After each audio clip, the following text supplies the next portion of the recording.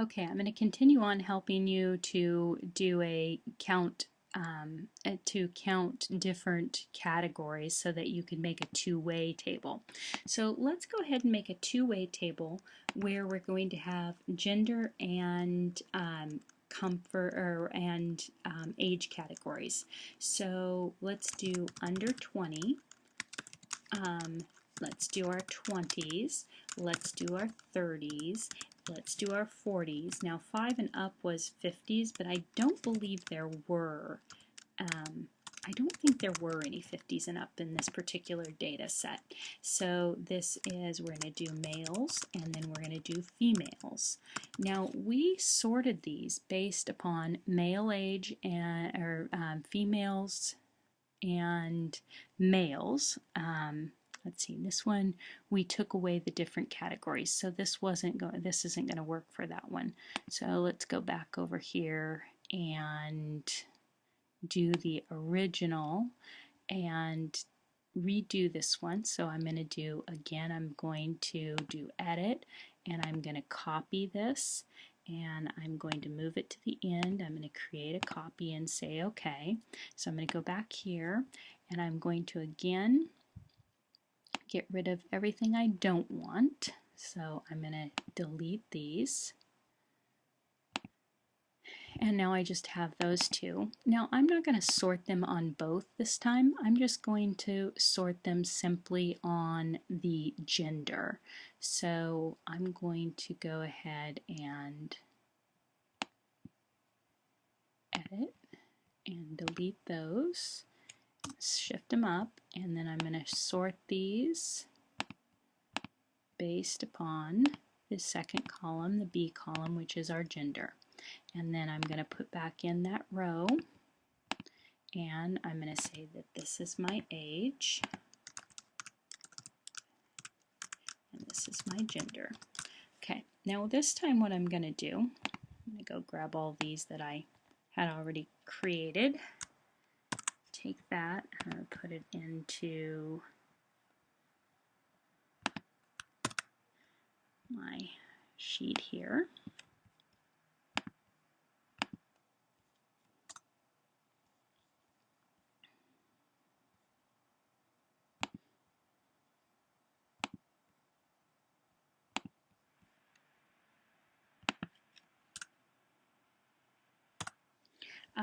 So now what I have is I have all my male genders first and all of their all the information there is based upon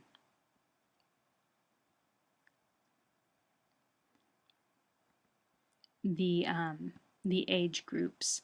So all I need to do is I need to count, and I'm going to count my males that are of the 1 category. So my males are from A2 through A77. So I'm going to do for A2 through A77. Now notice I'm counting the ages here, right? I'm not counting genders. I don't care about those. I'm just counting if they're male and they meet the criteria that they're age group 1. And then I say enter. And then I'm going to do that same thing and I'm going to go ahead and copy that and I'm going to say okay, this time I'm still going to go A and A here, and now I'm going to count this if they're 2s because they're in their 20s if they're 2s, and then I'm going to do it again and oops, I'm going to copy this and I'm going to paste it again, and this time I'm going to do again A2 through A77 and the criteria this time is 3. And then I'm going to copy it again, paste it again, and again change this back to A, and then the criteria is 4. And then finally, I'm pretty sure that there are none of these, but I'm going to check it again. Copy and paste, and A, and A, and then I'm going to change this to 5. I'm pretty sure that's 0. All right, now for each of these, I'm going to go ahead and I'm going to sum this. So I'm going to hit the sum key right up here, and I see there are 76. And remember, we found that there are 76 males. So I've accounted for all of those males. And then I'm going to do the same thing for the females. Now the females are starting from A78 right here at A78, and they're going through till the very end, 177. So I'm going to say, I'm going to equal count if, and I'm going to start A and 78 through, that's a colon, A 177. So you see, if we scroll down here, it's started highlighting right there at the 78 and gone all the way down through the end of the data. And now I'm going to do this if I have a 1. That's somebody that is under 20. And so now I have that. And then I'm just going to click on this, and what I'm doing that you can't see is I'm going to do the Control C or Command C key, and then I'm going to do Command V or Control V. And it changes A to B's, so I have to go in and change A back to A again, and now my criteria is 2. Now I don't necessarily have to do it by copying and pasting. I can do it all in again, but it's totally up to you which one's going to make more sense. Now I'm in the 30s, so that's criteria 3, and then enter, and then count if, and then A 78 through A 177, and those are 4s because they're 40s, and then equals, and then count if, and A 78 through A 177, and my criteria is 5s. And then I'll again highlight all the way across here, go to the sum, and I see 100 of them, and that makes sense. And then the next thing I do is I'm going to sum down each of these, and I do it there, and I do it here, and I do it here, and of course here there's nothing, and then across this way, and I sum, and you see 176 is the sum there, and 176 is the sum there, and that's how it must be for a two-way table. And now I have a two-way table, and what each of these boxes tell me is what's both under 20 and a male, what's under 20 and a male, what's under 30 and a male, or 30s and a male, what's 40s and a male, 50s and a male. There are none of these, so we could just get rid of these. I think that the survey, if I remember right, it had 50s and up, but we didn't find anyone that was in their 50s or up when we took this survey. This was actually a survey that was done by my class last year sometime. So this is then our our gender by age category. So it's not just sorted, but it's gender by age. Okay, so that's how you can create a two-way table. Let's see, what other tasks do we have to do? We need to learn to count. So we've counted. We've used the count if function. We've created a two-way table. Count the number of data points. We've counted the number of data points. We've learned how to count. Proportions, creating histograms, creating pie charts. So let's do the easier one first. Let's do a pie chart. So what we have, let's go back to, there's our genders. So let's use these, because in order to make a pie chart, you have to have a summary made. So you have to have counts, essentially. So what I'm going to do is I'm going to highlight the males 76 and the females 100. And I'm going to go to charts. And I'm going to go to this one called a pie. And then I'm going to use this first one right here. And voila! There you are. It doesn't get any easier than that, right? Now, you see it's in the middle of this sheet. So what I'm going to do is I'm going to move it to a different sheet. Before I do that, though, see the chart quick layouts here? This one has percentages on it, and it also has a nice little title. And I'm going to go ahead and pop those right in there, just like that. And then I'm going to change the chart title to a pie chart of gender, just like that.